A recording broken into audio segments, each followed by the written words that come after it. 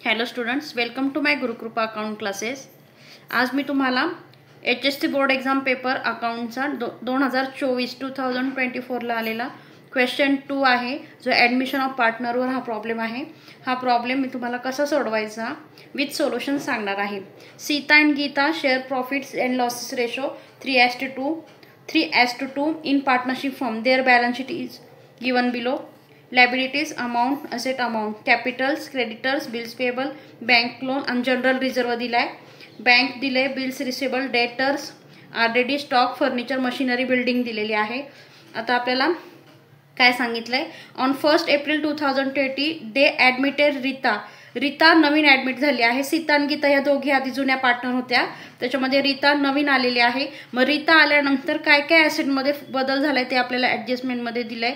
मग आपल्याला ह्याच्या आता इथं बघा काय सांगितलंय, for half share in future profit Rita should being 15,000 as capital, तिने 15,000 कॅपिटल आणलंय, and 7,500 for goodwill in cash, 7,500 कॅशमध्ये गुडविल आणलेला आहे।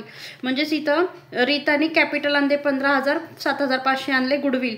फर्निचर शुल बी ॲप्रिसिएटेड, आता फर्निचर ॲप्रिसिएट झाले म्हणजे काय, वाढले 8,025नी, आणि बिल्डिंग पण ॲप्रिसिएट झाले, वाढले 20%नी, आणि RDD is maintain ₹1,500. The stock to be reduce 10% and machinery depreciated by 5%. Half of amount of goodwill is withdrawn by old partner, आणि गुडविल जे आहे त्याची हाफ अमाऊंट ओल्ड पार्टनरकडनं गुडविलची अमाऊंट वापरलेली आहे। आता pass the necessary journal entries in the books of the firm. आता इथं आपल्याला फक्त जर्नल एंट्रीज सांगितल्या आहेत मित्रांनो, पण तरीसुद्धा आपल्याला वर्किंग नोटमध्ये रिव्हॅल्युएशन अकाउंट और त्याला म्हणतात profit and loss adjustment account काढून घ्यायचे आणि गुडविल अकाउंट काढून घ्यायचं आहे, म्हणजे आपल्याला जर्नल एंट्रीज पास करता येतात। जर्नल एंट्रीज आता इथं मी तुम्हाला वर्किंग नोट आधी करून दाखवणार आहे, आणि वर्किंग नोटमध्ये 2 अकाउंट ओपन करून मग आपण जर्नल एंट्रीज करूया। आता इथं मित्रांनो वर्किंग नोटमध्ये आपल्याला रिव्हॅल्युएशन अकाउंट किंवा आपल्याला रिव्हॅल्युएशनचं प्रॉफिट वगैरे काढण्यासाठी हे अकाउंट कंपल्सरी वर्किंग नोटमध्ये करावंच लागतं, आणि मगच आपल्याला जर्नल एंट्रीज कशा करायचं ते समजतं। आता इथं आपण रिव्हॅल्युएशन अकाउंट म्हणजे काय, तर ॲसेट कमी झाली की इकडं डिप्रिशिएशन, आणि वाढली की इकडं क्रेडिटला लिहायचं असतं। तर आता इथं बघा फर्निचर ॲप्रिसिएटेड आहे, फर्निचर, मग आपण क्रेडिटला बाय फर्निचर।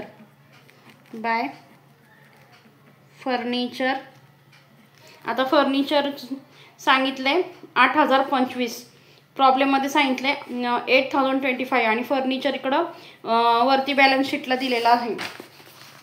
इथं बघा फर्निचर विल बी ॲप्रिसिएटेड 8,025 सांगितलंय, वरती फर्निचर दिलं आहे आपल्याला 7,550 दिलं आहे। मग ह्यातला डिफरन्स काढायचा लेस करून, म्हणजे 7, त्याचा डिफरन्स किती येतोय फर्निचरचा 375, म्हणजे जेवढी अमाऊंट वाढली आहे तेवढंच लेस करून घ्यायचं मित्रांनो। इथं बघा 8,025 मधनं मी हे 7,050 लेस केले आणि त्याचा डिफरन्स इथं लिहिला, म्हणजे ॲसेट वाढली किती क्रेडिटला।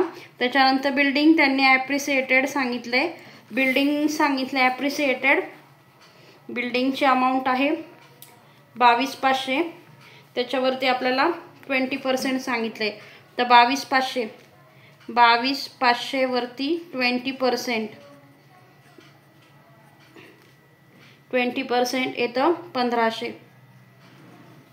ही अमाऊंट इथं मी कॅल्क्युलेशन केले, 22,500 वर 20% येतं, तेवढे आपण 20% ॲप्रिसिएट झाली 1,500, म्हणून 1,500 इथं, सॉरी 4,500 येतं, 4,500 इथं। बिल्डिंगची ॲप्रिसिएटेड जेवढी व्हॅल्यू झाली तेवढीच घ्यायची, जर आपल्याला डायरेक्ट अमाऊंट दिली असेल तर डिफरन्स घ्यायचा लेस करून। आता इथं ही झालं ॲप्रिसिएशन। आता इथं ज्याच्यावर कमी झालं आहे, डिप्रिसिएशन झालं आहे, किंवा जी ॲसेट डिक्रीज झाली आहे ती लिहून घ्यायची। स्टॉक रिड्यूस बाय 10%, स्टॉक आपल्याला प्रॉब्लेममध्ये स्टॉक दिलाय 18,000, आणि त्यांनी आपल्याला सांगितलं आहे 10% रिड्यूस म्हणजेच किती येतं, तो 1800। त्याच्यानंतर आपल्याला मशिनरी डिप्रिसिएटेड 5% सांगितलंय, मशिनरीची व्हॅल्यू दिली आहे 7,500, टू मशिनरी 5% सांगितलंय, 7,500 वर येतं 375, 5% तर 375. त्याच्यानंतर आपल्याला सांगितले RDD. RDD इथं 1500 दिलाय बघा आणि इथं सांगितलंय 1200. 1500 वजा 1200 त्याचा डिफरन्स घ्यायचा. टू RDD पूर्ण घ्यायचा नाही. To RDD 300.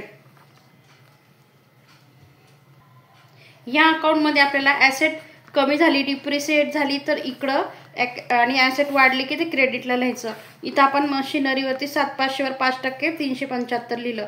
आता मित्रांनो आपल्याला हे अकाउंट क्लोज करून घ्यायचं आणि प्रॉफिट काढून घ्यायचं. क्रेडिटची टोटल जास्त येते 375 अधिक 4500 5475. डेबिटला प्रॉफिट येतो to profit on revaluation transfer to old partners. Old पार्टनर्सला वाटला जातो सीता आणि गीता. आता इथं डिफरन्स 5 ह्याचा डिफरन्स येतो इथं 3000 दोघींना वाटायचं आहे आपल्याला. त्यांच्या रेशोप्रमाणे 3:2 प्रमाणे 1800 आणि हिला येईल 1200.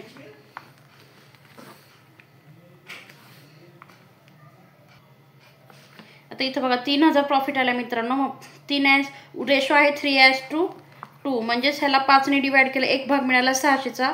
त्यातला 600ला 2 ने गुणलं 1200 गीताचा, 600ला 3 ने गुणलं 1800 सीताचा भाग.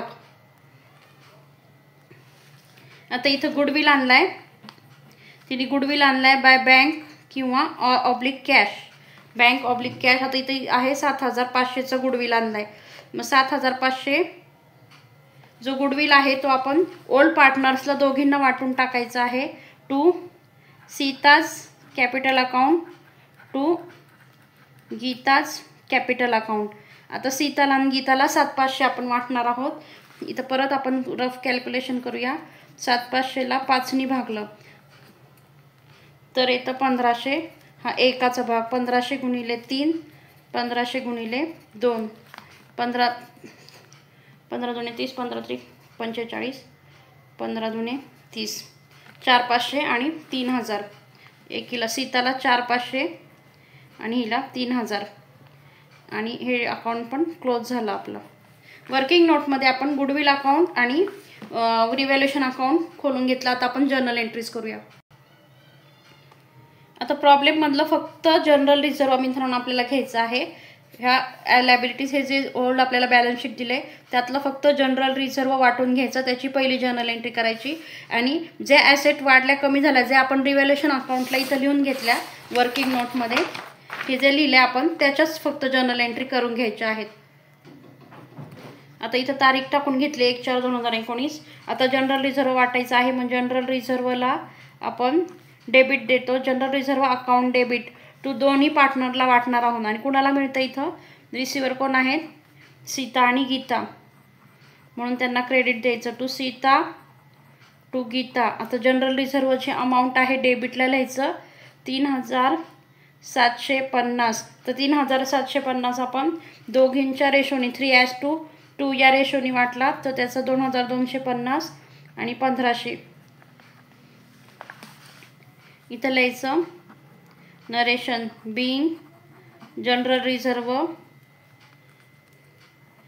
Transfer to old partners. पहिली जनरल रिझर्वची अशी एंट्री करून घ्यायची मित्रांनो. आता त्याच्यानंतर आपल्याला जे आपले ॲसेट कमी झाली इथं आता रिव्हॅल्युएशन अकाउंट जे खर्च आपलं डिप्रिसिएशन म्हणजे काय असतो खर्च ह्याला क्रेडिट. आता हे रिव्हॅल्युएशन अकाउंटच्या डेबिटला म्हणजेच ह्याला डेबिट द्यायचं. प्रॉफिट अँड लॉस अकाउंट डेबिटला टू. आता इथं उलटं करायचं असतं. इथं डेबिटला येतं ते क्रेडिटला जाणार हे 3 ॲसेट आणि वरती डेबिट द्यायचं प्रॉफिट अँड लॉस ॲडजस्टमेंट अकाउंटला. एंट्री करून घ्यायची प्रॉफिट अँड लॉस कारण खर्च हा नेहमी डेबिटला असतो. प्रॉफिट अँड लॉसचे ॲडजस्टमेंट अकाउंट डेबिट टू. आता जे ॲसेट कमी झाली डिप्रिसिएशन आहे टू स्टॉक ते लिहून घ्यायचं to machinery to stock to RDD. आता इथं त्यांची टोटल येते तिघांची 2475. रिव्हॅल्युएशनच्या अकाउंटवरून तिघांच्या अमाऊंट लिहून घेतल्या 1800, 375 आणि 300. आणि इथं लिहिलं narration being decrease in the value of assets and RDD is increase. RDD वाढलेला आहे आणि बाकीचे ॲसेट कमी झालेले आहेत. त्याच्यानंतर पुढची एंट्री आता इकडचं लिहिलं आता आपण. आता ह्या ॲप्रिसिएट झाल्यात. मग आता इथं ह्या क्रेडिटला आहे, पण तिकडं कुठं येणार डेबिटला आणि ह्याला क्रेडिट द्यायचं. त्याच्यानंतर जसं रिव्हॅल्युएशन अकाउंटला असतं ना डेबिट क्रेडिट, त्याच्या उलटं करायचं इथं जर्नल एंट्री करताना. Furniture account debit, building account debit, building account debit to profit and loss adjustment account. आता इथं बिल्डिंग आहे, इनरला लिहायचं डेबिटला 975 आणि हे आहे 4500 बिल्डिंग, त्याची टोटल येते 5475. नरेशन लिहायचं ब्रॅकेटमध्ये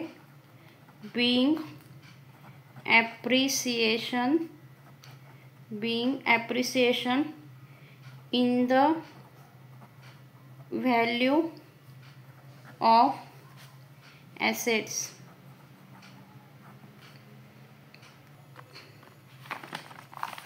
आता मित्रांनो हे ट्रान्सफर केलं. आता हा प्रॉफिटची सुद्धा एंट्री करून घ्यायची.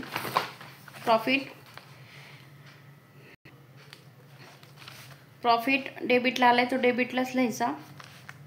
Profit and loss adjustment account debit, जो डेबिटला आलाय तो डेबिटलाच टू सीता आणि टू गीता. आता इथं 3000 रुपये आपण दोघींना जो वाटला 1800 आणि 1200. being profit on revaluation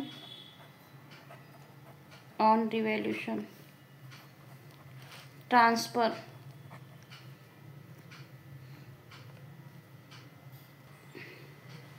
आता आपण हा ट्रान्सफर करून घेतला. त्याच्यानंतर मित्रांनो आपल्याला ॲडजस्टमेंटमध्ये दिलं होतं रिव्हॅल्युएशन अकाउंट ट्रान्सफर करून झालं. ॲडजस्टमेंटमध्ये काय दिलं होतं की तिने 15000 कॅपिटल आणलेलं आहे, म्हणजेच 15000 बँकेत आले. मग इथं आपण लिहिणार आहोत bank account debit to Rita's capital. Rita नवीन आहे, तिचं नाव रीताज कॅपिटल अकाउंट 15000. नरेशन लिहून घ्यायचं being cash brought by Rita as capital.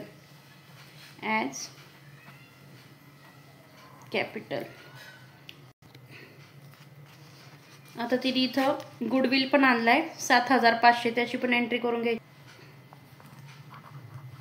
Goodwill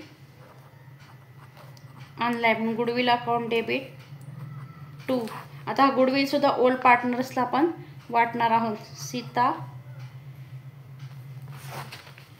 आधी गुडविल आणलेली एंट्री करायची, मग ही एंट्री करायची. गुडविल बँकेतनं आलाय, bank account debit to goodwill 7500. आता गुडविल आणलेली एंट्री केली आपण. आता गुडविल दोघींना जुन्या पार्टनरला वाटणार आहोत, म्हणून goodwill account debit to Sita आणि टू गीता. गुडविल आहे 7500, रेशोप्रमाणे वाटला 3:2. वरचीला 4500 खालचीला 3000 being goodwill distributed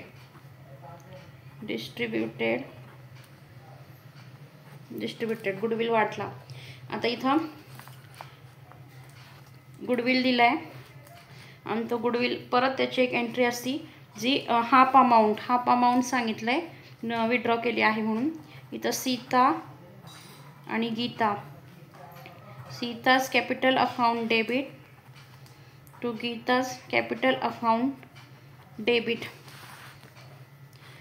कॅपिटलची half amount मग इथं बघा 4,500 आणि 3,000 इथं येतं आहे. To goodwill to bank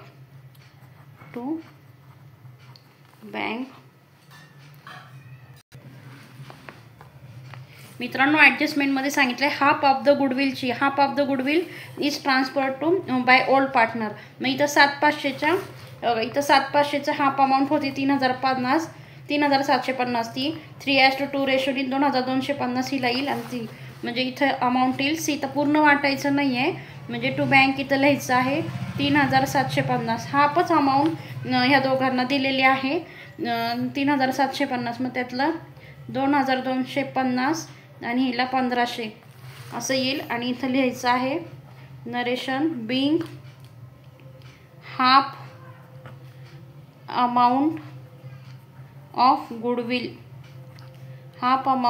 goodwill